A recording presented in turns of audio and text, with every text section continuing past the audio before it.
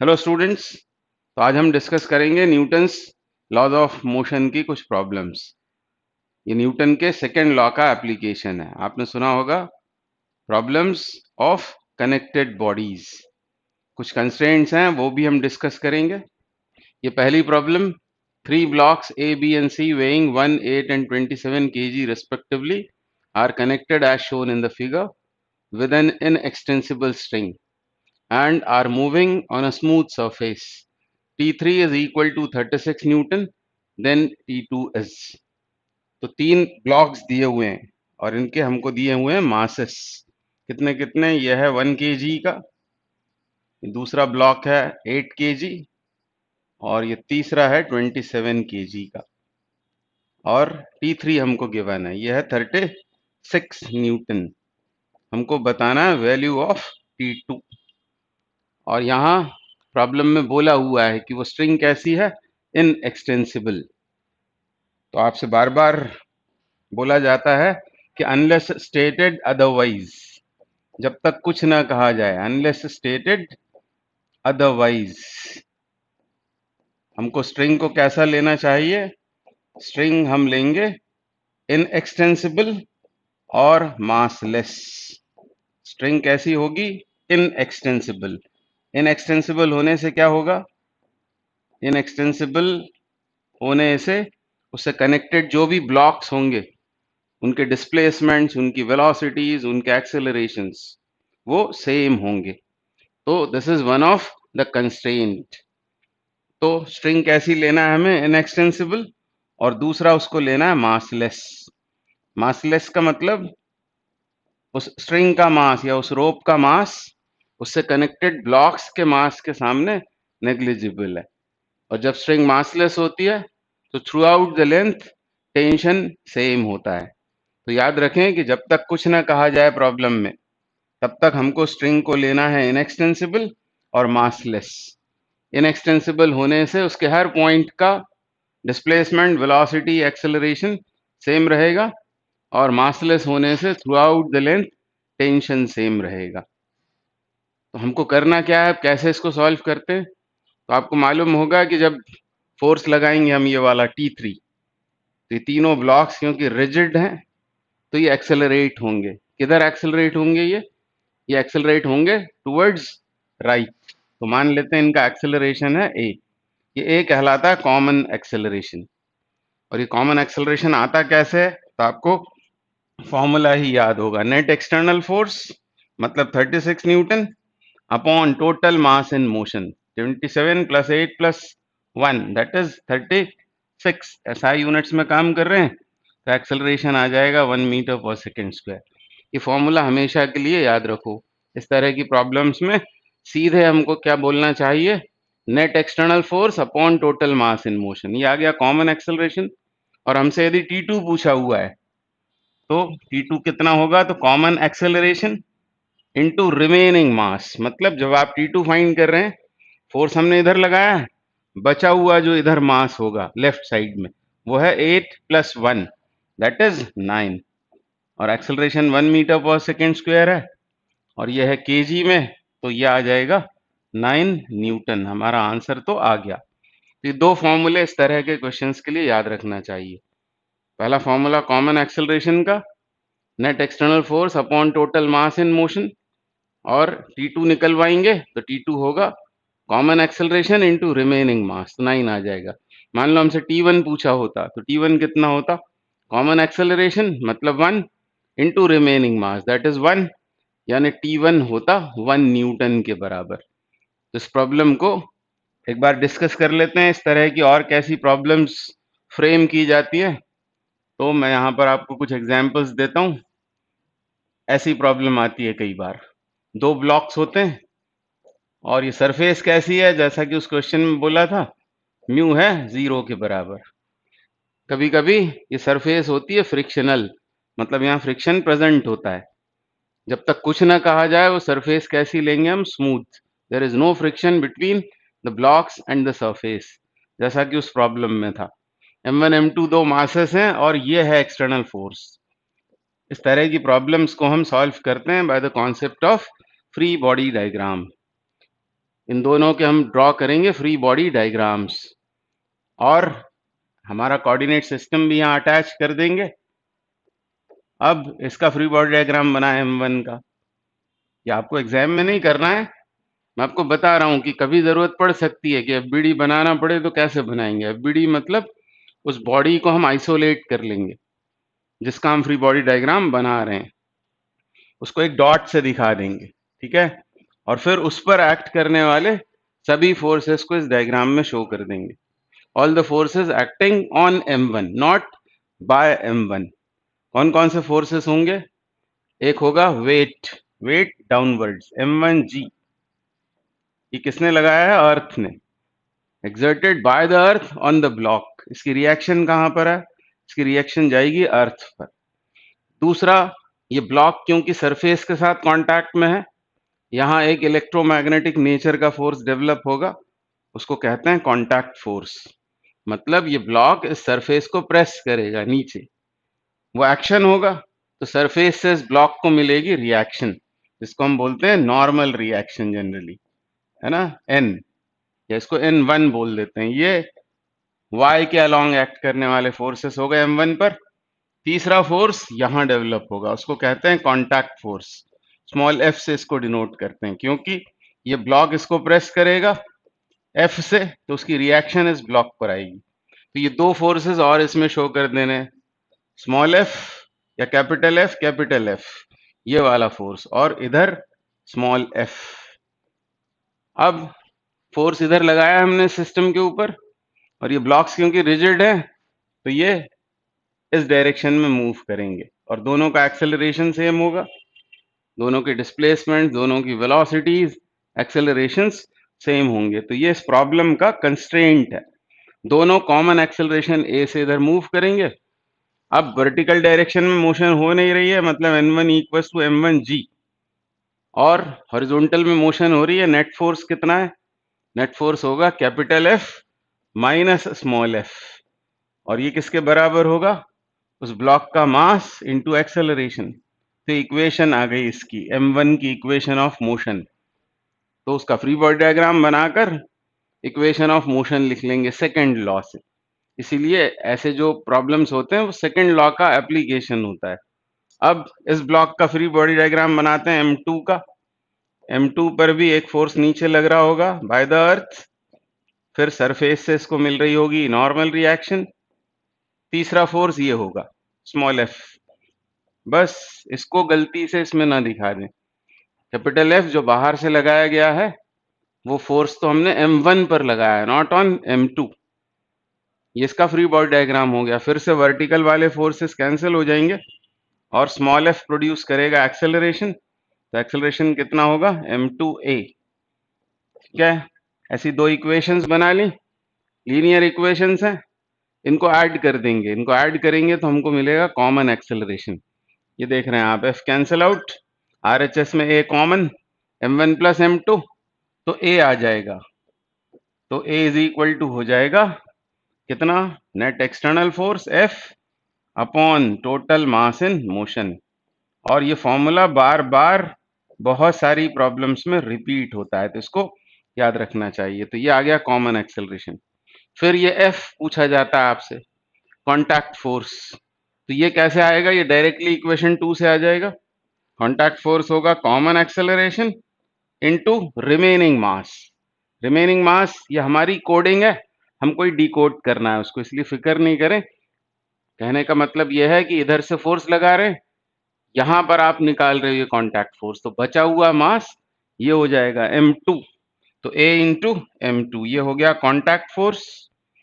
ठीक है, ये भी आ गया। और net force on each block यदि पूछता है, net force on each block, तो इसके ऊपर नेट फोर्स ये है, वर्टिकल वाले तो कैंसिल हो गए, नेट फोर्स M1 पर कितना है? वो है capital F minus small f, तो नेट फोर्स होता है common acceleration into mass of itself. ये भी हमारी कोडिंग है, जब भी कभी किसी पे नेट फोर्स पूछे तो कैसे निकालेंगे? उस ब्लॉक का खुद का मास इनटू एक्सेलरेशन जो कॉमन है, इसके ऊपर नेट फोर्स कितना है? Common acceleration into mass of itself. तो ये तीन फॉर्मूले हमको इस तरह के क्वेश्चंस के लिए याद रखने चाहिए।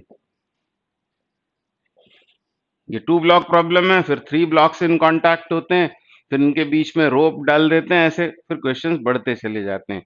तो तीसरा क्या याद रखेंगे कि जब भी किसी ब्लॉक पर नेट फोर्स निकालना है, net force on a block, on a body, तो क्या करेंगे, तो हमको करना क्या है, उसका मास ले लेना है, common acceleration into mass of itself. ये खुद के लिए हमने बोला है, तो हमको ही इसको फिर डिकोड करना है, तो ऐसी प्रॉब्लम हो जाएगी है।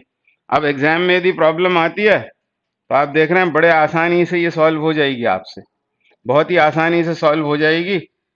न्यूमेरिकल प्रॉब्लम होने पर आपको इतना सब करना नहीं है, आपको सीधे जो आपने याद रखा है क्या क्या बात, common acceleration is net external force upon total mass in motion, वो बोल देना है। जैसे ऐसी प्रॉब्लम आती है, सपोज आपको कि दो ब्लॉक्स हैं और they are placed in contact, कुछ नहीं बोला है, मतलब सरफेस स्मूथ है और इसके ऊपर बाहर से मान लो 12 न्यूटन का फोर्स लगाया है, ठीक है। यह है 2 kg का ब्लॉक और यह है 1 kg का ब्लॉक। हमसे यदि पूछता है कॉमन एक्सेलरेशन कितना है, तो ज्यादा टाइम खराब नहीं करेंगे, कॉमन एक्सेलरेशन क्या लिखेंगे, याद आ गया होगा आपको, net external force upon total mass in motion, यानी 12/3, यानी आ जाएगा 4 मीटर पर सेकेंड स्क्वायर, ठीक है। फिर यदि पूछता है कांटेक्ट फोर्स कितना है इस प्रॉब्लम में, मतलब जो यहाँ एक्ट कर रहा है, कैसे निकालेंगे, कॉमन एक्सेलरेशन इनटू रिमेनिंग मास। रिमेनिंग मास मतलब इधर से फोर्स लगा रहे हैं, रिमेनिंग ये है 1, यानी ये हो जाएगा 4 न्यूटन। तो कांटेक्ट फोर्स इज 4 न्यूटन। अब यदि इस वाले पर नेट फोर्स निकलवाया है 2 kg पर, नेट फोर्स कितना है, तो नेट फोर्स के लिए क्या करते हैं, common acceleration into mass of itself. उसको आप वेरीफाई भी कर सकते हो, क्या करेंगे, कॉमन एक्सेलरेशन मतलब 4 इनटू मास ऑफ इटसेल्फ मतलब 2, यानी इस पर आएगा 8 न्यूटन का नेट फोर्स आना ही चाहिए, क्योंकि यह है 4 न्यूटन, यह है 12, तो इसके ऊपर नेट फोर्स आएगा 8 न्यूटन के बराबर। वर्टिकल वाले फोर्सेस तो कैंसिल ही हो गए, और इस पर यदि नेट फोर्स निकलवाएगा on the block of 1 kg, तो फिर वैसे ही सोचेंगे, common acceleration is 4 into its mass that is 1, ये हो जाएगा 4 न्यूटन के बराबर। तो आप देख रहे हैं इसके अलावा और कोई फोर्स नहीं है हॉरिजॉन्टल में। अब यही प्रॉब्लम एक्सटेंड होती है 3 ब्लॉक प्रॉब्लम में, उसको भी आप ऑर्डर में सॉल्व करोगे तो फ्री बॉडी डायग्राम से आप उसको सॉल्व कर सकते हो। पर मान लो इस तरह का सवाल पूछा है आपसे कि यह है मान लो 5 kg, यह है 3 kg और यह है 2 kg, ठीक है, और बाहर से यदि फोर्स लगा दिया है 20 न्यूटन का, और इधर जो कांटेक्ट फोर्स है इसको बोलते हैं हम F1, और इधर जो है उसको बोला है हमने मान लो F2। हमसे क्या क्या पूछा है, मान लो हमसे पूछा है कॉमन एक्सेलरेशन, तो आप वर्बली बता सकते हैं 20 अपॉन एडिशन ऑफ दीज 3, 5 और 3 8 और 2 10, मतलब 2 मीटर पर सेकेंड स्क्वायर, ये होगा कॉमन एक्सेलरेशन, ठीक है, ये निकल गया। अब यदि पूछता है F1 कितना है, contact force between 5 and 3 kg blocks, तो क्या करेंगे, कॉमन एक्सेलरेशन इनटू रिमेनिंग मास, मतलब यहां जब आप निकाल रहे हो ना तो बचा हुआ मास ले लेना है, that is 5।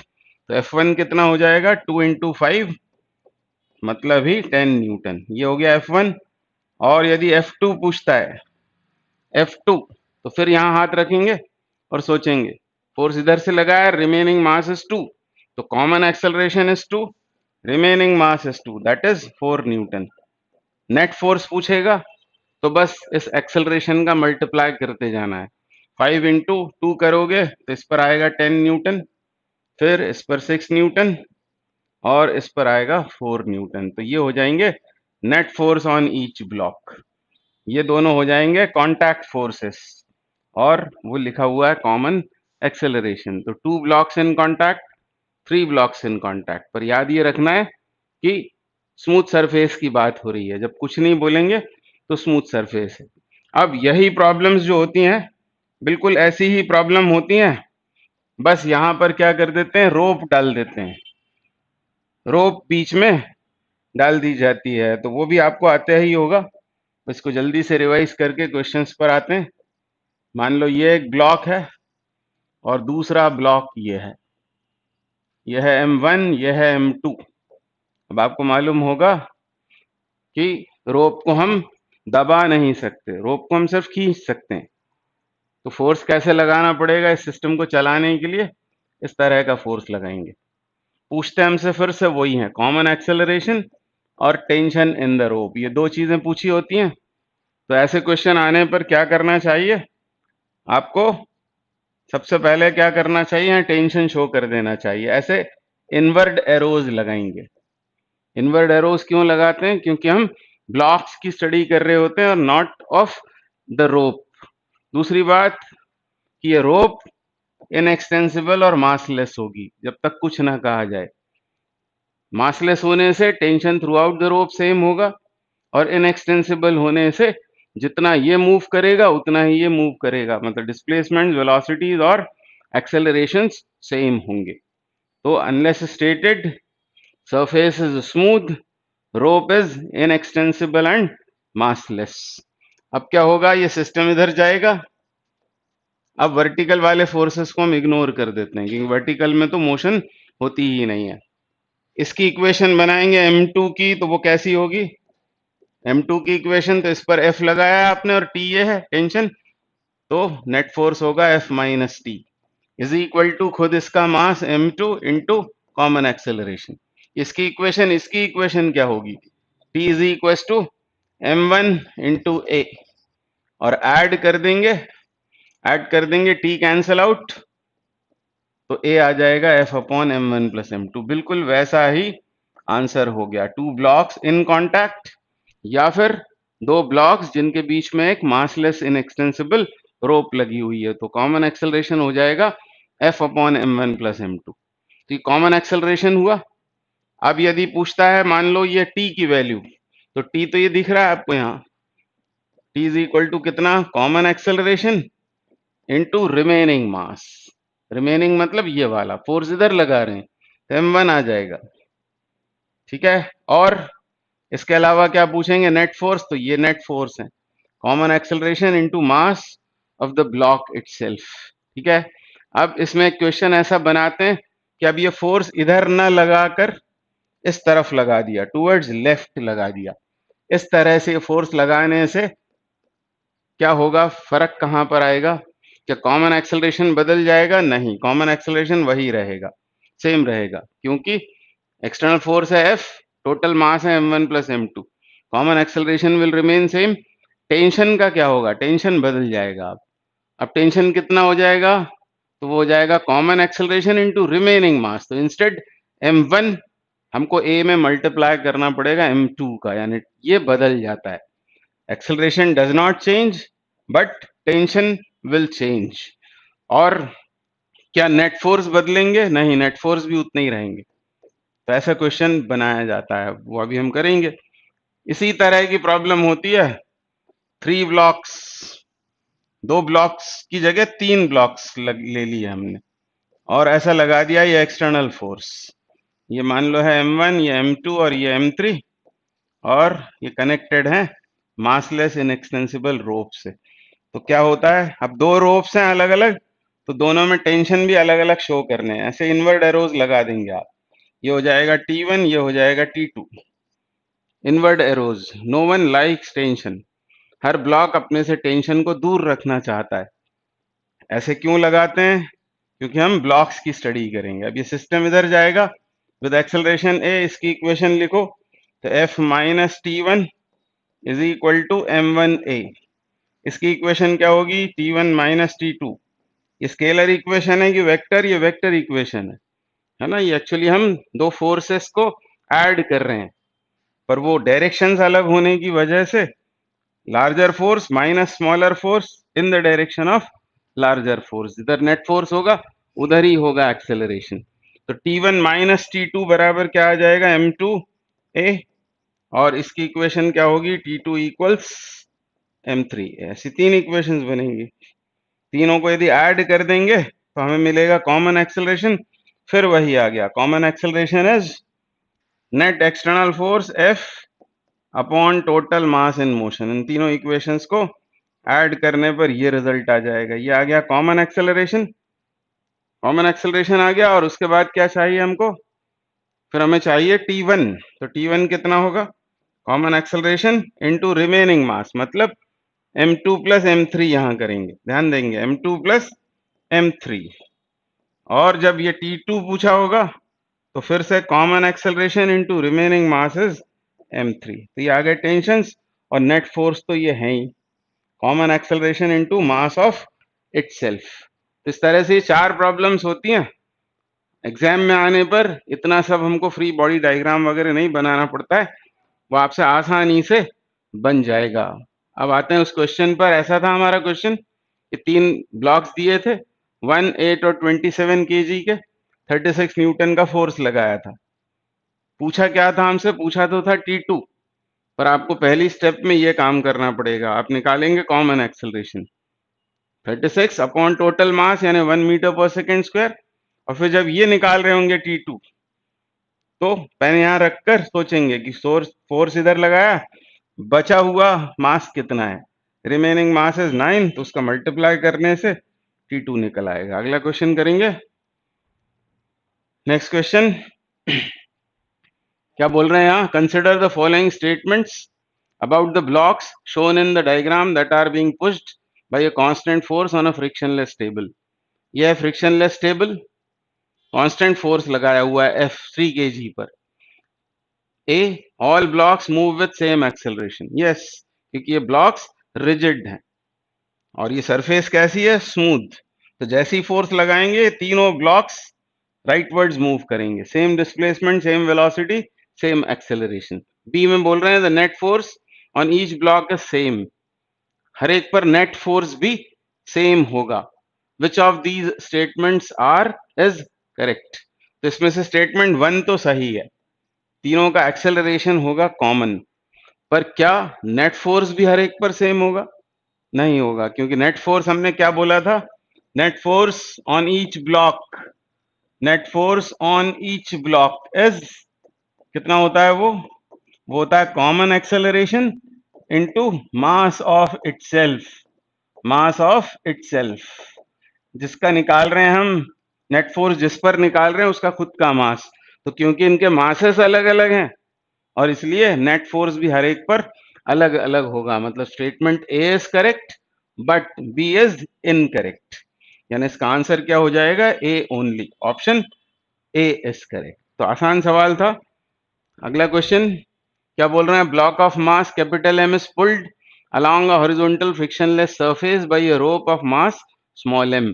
If a force P is applied at the free end of the rope, the force exerted by the rope on the block will be।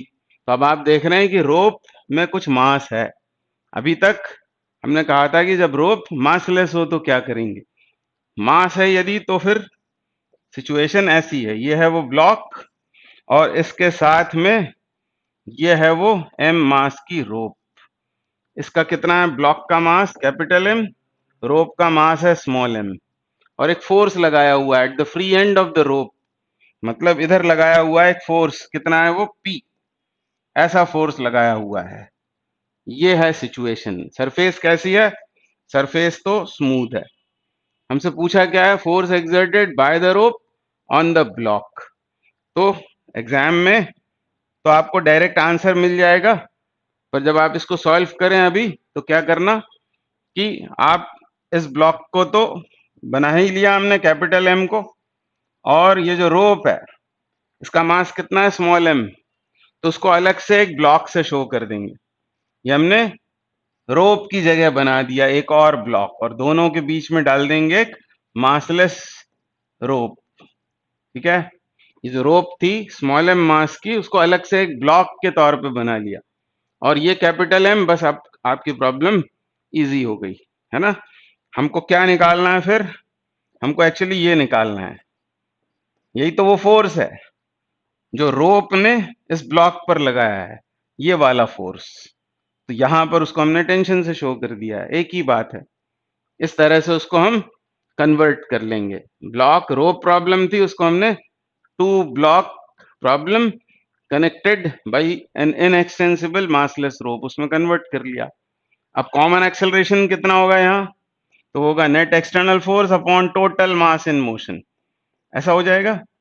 और हमको टेंशन निकालना है, तो क्या होगा, वो कॉमन एक्सेलरेशन मतलब ये सब कुछ P upon capital M plus small m, इसमें किसका मल्टीप्लाई होगा, रिमेनिंग मास। और रिमेनिंग मास कौन सा है, कैपिटल M, तो कैपिटल M का इसमें मल्टीप्लिकेशन कर दिया, तो ये हमारा आंसर हो गया Pm upon capital M plus small m, and so option C is correct. तो एग्जाम में इतना नहीं सोचेंगे, हमको समझ में आ जाएगा कि यहाँ पर फोर्स निकालना है हमको, तो हम कॉमन एक्सेलरेशन निकाल कर इसका मल्टीप्लाई कर देंगे, तो इमीडिएट आंसर आ जाएगा। मतलब इतना सब आपको सोचना करना नहीं पड़ेगा, ठीक है। अगला सवाल करेंगे। Two blocks are connected by a string as shown in the diagram. The upper block is hung by another string A. A force F is applied on the upper string produces an acceleration of 2 meter per second square in upward direction in both the blocks. If T and T dash be the tensions in the two parts of the strings, then दिख रहा है आपको system कैसा है, अब ये vertical में 4 kg 2 kg, ये एक रोप लगी है, इसमें टेंशन है T डैश, और ये दिखाया हुआ है T। हमको इन्हीं दोनों की वैल्यूज फाइंड आउट करनी है। यदि ये सिस्टम अपवर्ड जा रहा है, कितने से, 2 मीटर पर सेकेंड स्क्वायर से अपवर्ड डायरेक्शन में मूव कर रहा है सिस्टम, ऊपर जा रहा है विद एक्सेलरेशन 2 मीटर पर सेकेंड स्क्वायर, तो आपको स्टैंडर्ड रिजल्ट है, आपको मालूम होगा इसका आंसर। फिर भी हम एक बार डिस्कस कर लेते हैं, जल्दी से डिस्कस करते हैं। ये एक ब्लॉक, ये दूसरा ब्लॉक, और मान लो ये है तीसरा ब्लॉक। ये 3 ब्लॉक्स हैं, इनके मासेस हैं M1 M2 और M3, ठीक है। और आपसे ऐसा बोला हुआ है, सपोज आपसे बोला है कि सिस्टम को स्टेशनरी बनाए रखना है।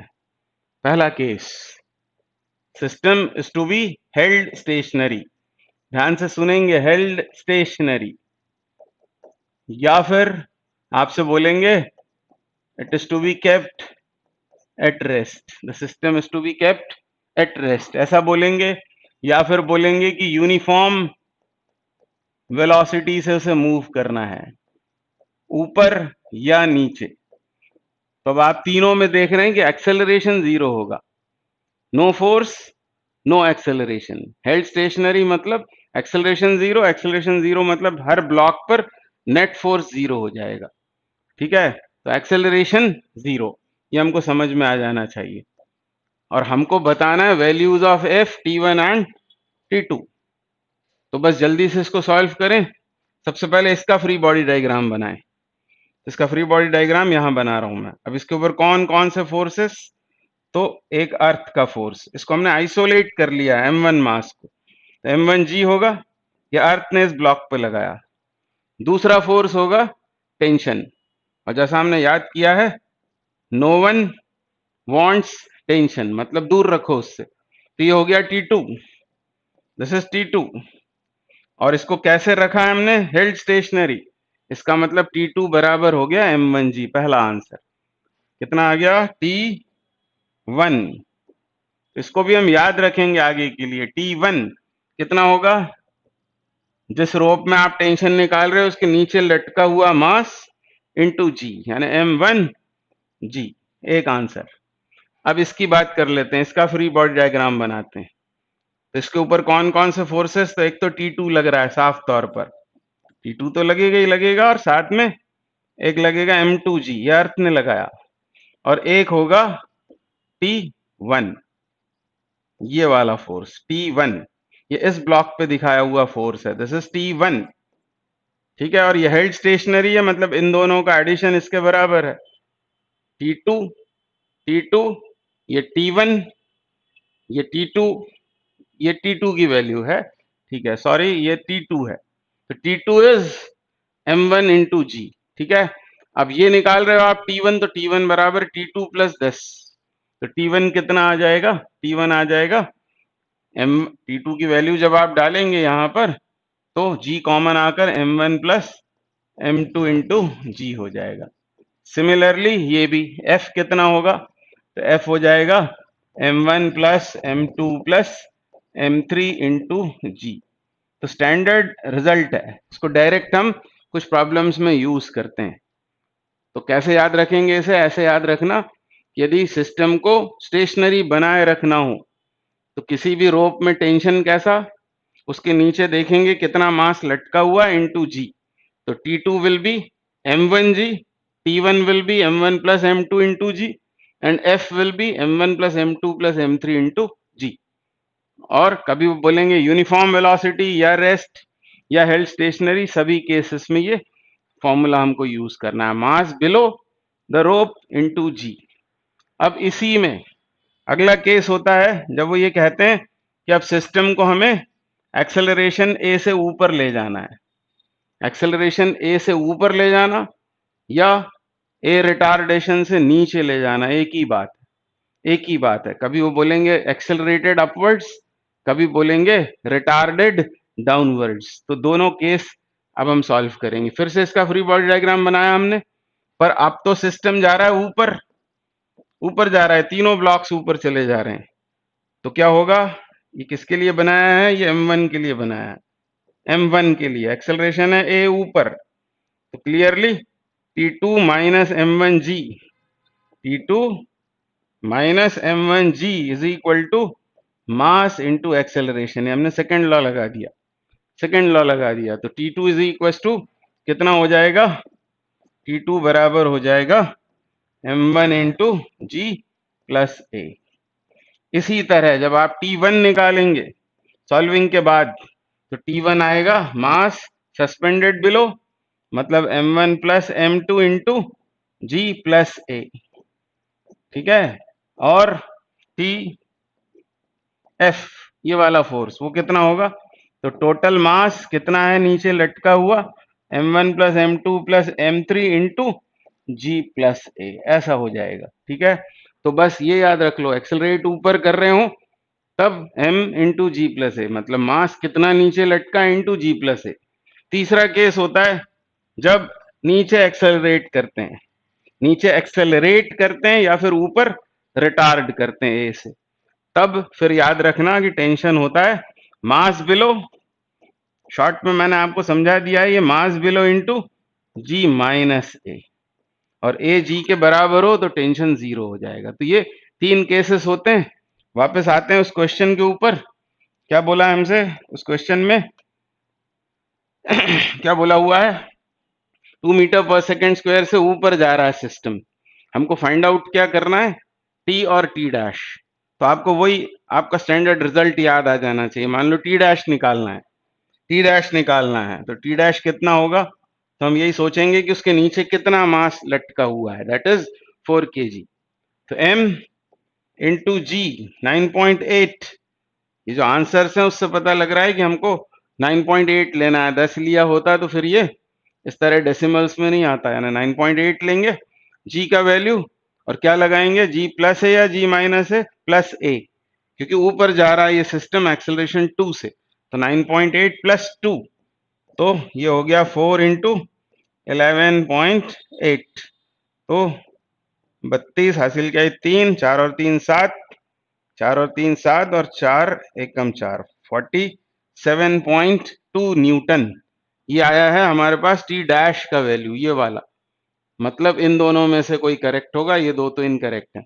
अब ये निकालते हैं टी या एफ, टी कितना होगा, जब ये निकाल रहे होंगे तो टोटल मास कितना है ये सोचेंगे, टोटल कितना है 6, और जी प्लस ए वो 11.8 है, तो मल्टीप्लाई कर देंगे, तो 6 8 छंग 48 हासिल किया 4, 6 और 4 10 हासिल किया 1, यानी 70.8 न्यूटन ये आंसर हो जाएगा, है ना, 70.8, and so option A is correct.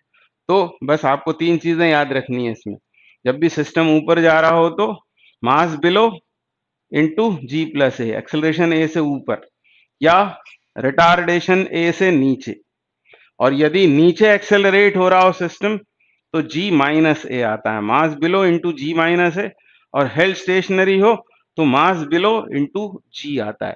तो इसका आंसर है ए। Next question. Two masses capital M and M by 2 are joined together by means of a light inextensible string passes over a frictionless pulley as shown in figure. When bigger mass is released, the small one will ascend with an acceleration of. तो ये जो system दिखाई दे रहा है इसको कहते हैं Atwood machine. Atwood machine कभी कभी इस ये भी बोला जा सकता है. ठीक है, एक पुली है, पुली कैसी है? तो पुली है मासलेस और फ्रिक्शनलेस. रोप इनएक्सटेंसिबल मासलेस है. जब इस ब्लॉक को रिलीज करेंगे, ये ब्लॉक नीचे जाएगा क्योंकि ये भारी है, तब ये ब्लॉक आएगा ऊपर, और जितना होगा इसका एक्सेलरेशन डाउनवर्ड्स उतना ही इसका एक्सेलरेशन होगा अपवर्ड्स. एक्सेलरेशंस मैग्नीट्यूड्स में सेम होंगे क्योंकि ये रोप इनएक्सटेंसिबल है. तो ये इस प्रॉब्लम का कंस्ट्रेंट है. एक्सेलरेशंस आर सेम इन मैग्नीट्यूड्स. अब इसका फोर्स डायग्राम बना के इसको सॉल्व करते हैं. तो क्या करना होगा? एक फोर्स तो यहां आएगा कैपिटल एम ब्लॉक पर, ये अर्थ ने एक्सर्ट किया mg, और टेंशन होगा T. ऊपर दिखा देंगे टेंशन को. और इस पर कितना फोर्स आएगा? इस पर आएगा mg/2, और टेंशन यहां भी T होगा क्योंकि ये सेम रोप है, मासलेस रोप है, तो tension will be same, direction अलग होगी. और ये जो फोर्सेस हम दिखा रहे हैं इन ब्लॉक्स पर दिखा रहे हैं. ठीक है, अब ये वाला ब्लॉक नीचे जा रहा है, मान लो एक्सेलरेशन a से, तो ये जाएगा ऊपर. हमको ये a की ही वैल्यू बतानी है. ये बताना है कि जब बिगर ब्लॉक को रिलीज किया तो small one will ascend with an acceleration of. We need to find value of a. तो बस इक्वेशंस बना लेंगे या फिर स्टैंडर्ड रिजल्ट्स लगा देंगे. डाउनवर्ड्स वाला आपको मालूम है mg माइनस है, अपवर्ड वाला मालूम है mg प्लस a. पर आप इक्वेशंस बना के भी सॉल्व कर सकते हैं. क्या लिखेंगे?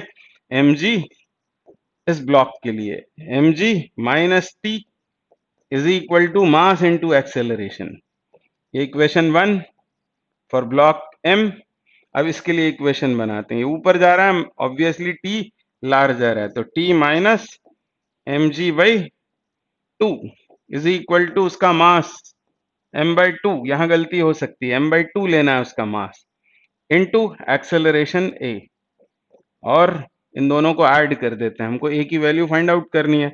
t कैंसिल होगा, mg minus mg/2 is mg/2, और इधर क्या होगा? ma प्लस ma/2, यानी ये हो जाएगा 3ma/2. 3ma/2, ये 2 cancel out, m cancel, a आ गया g/3. g/3, तो आंसर ए करेक्ट हो गया. g/3 is the answer. इसके ऊपर बहुत क्वेश्चन आता है एटवुड मशीन पर. नेक्स्ट क्वेश्चन करेंगे. फिर से वही क्वेश्चन है. Two masses m1 m2 are attached to a string which passes over a frictionless smooth pulley when m1 is 10 kg. ये दे रखा है 10 kg एक मास, ये है 10 kg, और m2 is given to be 6 kg, यानी ये हेवियर है. The acceleration of the masses is. तो जल्दी से डायग्राम बना दें. ये कितना होगा फोर्स m1 पर लगने वाला? 10g. ये टेंशन T, फिर इस पर कितना होगा? 6g. इधर दिखा दिया टेंशन T. अब क्योंकि ये हेवियर है तो सिस्टम मूव करेगा इस तरह से एंटी क्लॉकवाइज. ये ब्लॉक नीचे जाएगा, उसी एक्सेलरेशन से ये वाला ब्लॉक ऊपर जाएगा. ऐसा डायग्राम बना लेंगे और अब इक्वेशंस लिखते हैं दोनों के लिए, सॉल्व कर देंगे. इसकी इक्वेशन क्या होगी? ये क्योंकि नीचे जा रहा है एक्सेलरेट होकर, मतलब ये लार्जर फोर्स है 10g माइनस टी. ये आ गया इस पर net force is equal to mass 10 into acceleration a. तो 10a, दिस इज इक्वेशन 1. इसकी इक्वेशन बनाएंगे 6g, ये ऊपर जा रहा है तो t minus 6g is equal to 6 into a. ये इक्वेशन 2 हो गई. एक्सेलरेशन निकालना, ऐड कर दिया तो ये cancel. 10g minus 6g is 4g is equal to 16a. ऐसी इक्वेशन बनेगी. हमको a फाइंड करना है, तो a कितना आ गया? वो आ जाएगा g/4 मीटर पर सेकेंड स्क्वायर. तो ये इस क्वेश्चन का आंसर है. अब ऑप्शंस में देख रहे हैं आप कि 10 ही लिया होगा, इसे डायरेक्ट 10/4 करेंगे तो 2.5 मीटर पर सेकेंड स्क्वायर आंसर हो जाएगा।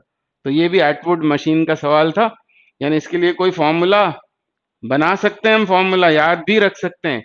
इसको आप अलजेब्रिकली करेंगे तो फॉर्मूले बन जाएंगे उसके, पर एग्जाम में उस समय भी सॉल्व करना बहुत मुश्किल काम नहीं है। तो ये एटवुड मशीन के सवाल हुए। A monkey of mass 20 kg is holding a vertical rope. एक वर्टिकल रोप को होल्ड किया हुआ है एक मंकी ने। ये बना लेते हैं वर्टिकल रोप और इधर शो कर देते हैं ये मंकी। ठीक है, इसका मास है मान लो m। फिर the rope will break when a mass of 25 kg is suspended from it, but will break if mass exceeds 25 kg।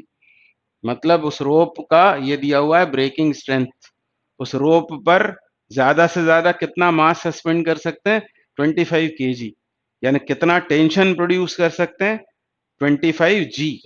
ये उसमें मैक्सिमम टेंशन प्रोड्यूस किया जा सकता है। टेंशन यदि इससे ज्यादा होगा तो रस्सी टूट जाएगी।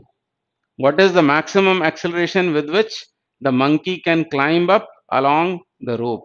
तो डायरेक्टली हमको ये फॉर्मूला यूज कर लेना चाहिए, T is equal to m g plus a, क्योंकि मोशन हो रही है ऊपर। तो आप देख रहे हैं कि जैसे जैसे इस मंकी का एक्सेलरेशन बढ़ता जाएगा टेंशन भी बढ़ता जाएगा, पर टेंशन को कैसा होना चाहिए, टेंशन को होना चाहिए लेस देन और equal to m g plus a. तो डायरेक्ट जैसे ही आपने देखा क्लाइंब अप, तो ये इक्वेशन यूज कर लेना चाहिए, यानी मैक्सिमम टेंशन कितना प्रोड्यूस किया जा सकता है, T is equal to m g plus a. आप यहाँ से इक्वेशन भी उसकी बना सकते हैं। जैसे मंकी की आप यदि इक्वेशन बनाना चाहते हैं तो मंकी पर फोर्सेस शो करेंगे।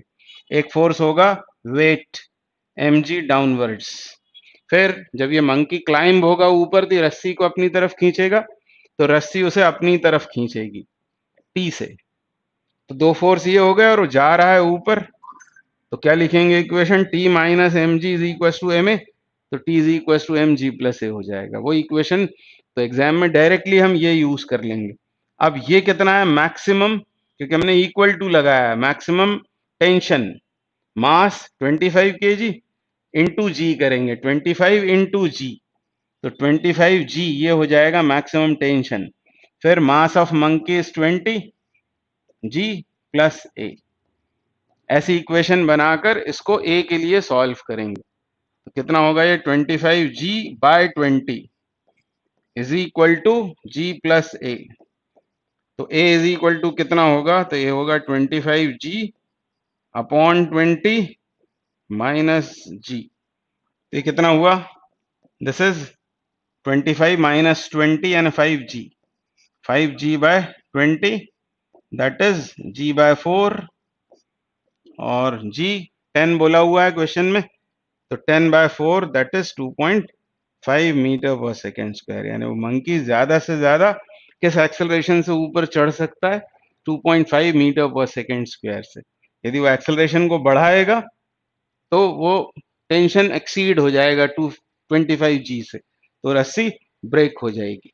इसका आंसर है 2.5 मीटर पर सेकेंड स्क्वायर। नेक्स्ट क्वेश्चन क्या बोल रहे हैं, with what minimum acceleration can a fireman slides down a rope while breaking strength of the rope is 2/3 of his weight. तो अब जैसे ही आप पढ़ते हैं डाउन अ रोप, तो बस हमको ये इक्वेशन लगा देनी है, डाउन के लिए ये इक्वेशन लगा देंगे। अब टेंशन कितना उसमें प्रोड्यूस हो सकता है, यहाँ बोला हुआ है breaking strength of the rope is 2/3 of his weight. तो यहाँ ध्यान रखना कि ये फोर्स है, तो सिर्फ m लिखने से काम नहीं चलेगा, mg, और इधर आएगा सिर्फ मास, यहां जो लिखा हुआ है ब्रैकेट के बाहर, ये उस किसका, फायरमैन का मास है। ऐसी इक्वेशन बनानी थी बस, और इसको सॉल्व करना है, आराम से आंसर आ जाएगा। ये m cancel, 2g/3, 2g/3 is equal to g minus a।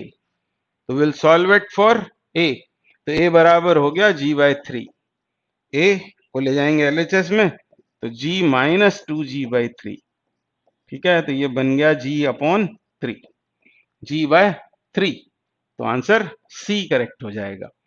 तो जब भी कभी डाउन की इक्वेशन है, मैं फिर से रिपीट करता हूं, ये फॉर्मूला कब लगाना, जब हेल्ड स्टेशनरी की बात हो।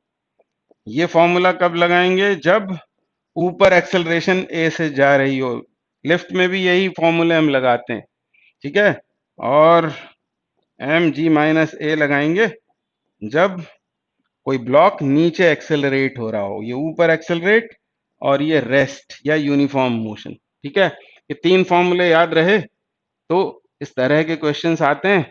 नीट में तो जनरली इसी तरह के क्वेश्चंस आते हैं छोटे छोटे, तो इमीडिएट आप आंसर कर सकते हो, ज्यादा फिर सोचना नहीं है आपको। Next question, a man is standing on a weighing machine placed in a lift. तो वेइंग मशीन के लिए आप याद रखें कि ये क्या मेजर करती है। तो वेइंग मशीन पर जब आदमी खड़ा होता है तो जिस फोर्स से वो आदमी उस वेइंग मशीन को प्रेस करता है, दबाता है, उसको वो मेजर करती है उतनी, क्योंकि उसे रिएक्शन मिलती है, क्योंकि वो रेस्ट में होता है। तो कभी कभी ऐसा बोलते हैं कि weighing machine measures normal reaction, normal reaction, इसको याद रखेंगे। When stationary his weight is recorded as 40 kg, या वेट बोला है पर बोला है मास, ध्यान देंगे।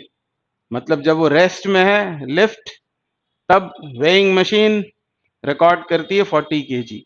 If the lift is accelerated upwards with an acceleration of 2 meter per second square, then the weight recorded in the machine will be। तो normal reaction निकालनी है हमको, और अपवर्ड जा रही हो लिफ्ट, तो फिर मैं आपको याद दिलाता हूं, अपवर्ड वाला फॉर्मूला आपको लगा देना है बस, और कुछ नहीं करना है। एन बराबर एम जी प्लस ए, बस टी की जगह एन लिख दिया है मैंने, क्योंकि वहां रोप नहीं है, वो तो नॉर्मल रिएक्शन जो उस पर्सन पर आएगी, मैन पर आएगी। तो एन बराबर एम जी प्लस ए, ये फॉर्मूला लगा देना है। अब कितना होगा, ये मास कितना है उसका, तो वो है 40 kg। 40 इंटू जी बोला हुआ है 10 लो, और एक्सेलरेशन है 2, ठीक है। तो ये हो गया 480, 480 क्या न्यूटन, ठीक है। मास कितना होगा, 10 से डिवाइड कर दो यानी 48, यानी वो उसका जो रियल वेट है वो है 400 न्यूटन। और जब लिफ्ट ऊपर जा रही होगी तब वो वेइंग मशीन रिकॉर्ड करेगी 480 न्यूटन।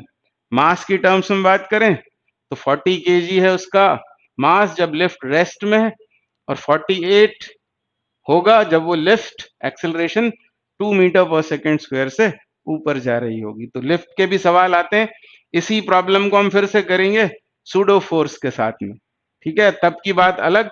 अभी तो आप जैसे एग्जाम में आता है लिफ्ट विफ्ट वाला कोई सवाल, तो ऐसे डायरेक्ट सोचकर जल्दी आप आंसर उसका दे सकते हैं, फिर ज्यादा सोचना नहीं है। और ये तो याद रखें कि वेइंग मशीन उसके ऊपर लगने वाले फोर्स को मेजर करती है, या शॉर्ट में नॉर्मल रिएक्शन का मेजरमेंट करती है। अगला सवाल करते हैं, क्या बोला है, two blocks are in contact on a frictionless table, one has mass small m and the other is 2m। तो अब ये जितनी प्रॉब्लम्स हम कर रहे हैं इसमें सरफेसेस कैसी हैं, फ्रिक्शनलेस। पर एग्जाम में आपको चेक लगा लेना पड़ेगा, कहीं ऐसा तो नहीं कि हमको म्यू के या म्यू एस दिया हो तो हमको फिर फ्रिक्शनल फोर्सेस को भी अकाउंट में लेना पड़ता है। हाल फिलहाल जितने हम क्वेश्चंस कर रहे हैं उनमें सरफेस फ्रिक्शनलेस है, रोप इनएक्सटेंसिबल मासलेस है, पुली मासलेस है, फ्रिक्शनलेस है। One has mass m other 2m, ये दो ब्लॉक्स की बात हो रही है। हॉरिजॉन्टल फ्रिक्शनलेस सरफेस पे इनको रखा है। Force F is applied on 2m as shown. Now the same force F is applied from the right on small m. In the cases respectively, the ratio of force of contact between the two blocks will be, ये THE है तो correct कर लेंगे, between the two blocks will be। तो हमको contact force की बात करनी है। अब तो ये आपको रटा हुआ है, जैसे इस केस में केस 1 में करें हम कॉन्टैक्ट फोर्स निकालें तो क्या निकालेंगे आप, कॉमन एक्सेलरेशन, वो कितना होगा F अपॉन 3m। और केस 2 में भी यदि आप निकालते हैं कॉमन एक्सेलरेशन, ये केस 1 में, ये केस 1 में और केस 2 में करेंगे, common acceleration will be same F upon 3m। ये तो प्रॉपर्टी भी हमें याद है। और यदि कॉन्टैक्ट फोर्स बोला है, जैसे इसको F1 बोल देता हूं मैं, F1, F1 कितना होगा कॉन्टैक्ट फोर्स इन केस 1, तो common acceleration into remaining mass, remaining mass is small m, तो कितना आ गया ये F/3। अब F2 निकालते हैं इस वाले केस में। F2 चेंज हो जाएगा ना, कॉन्टैक्ट फोर्स बदल जाता है। F2 कितना होगा, common acceleration into remaining mass. Remaining mass is now 2m।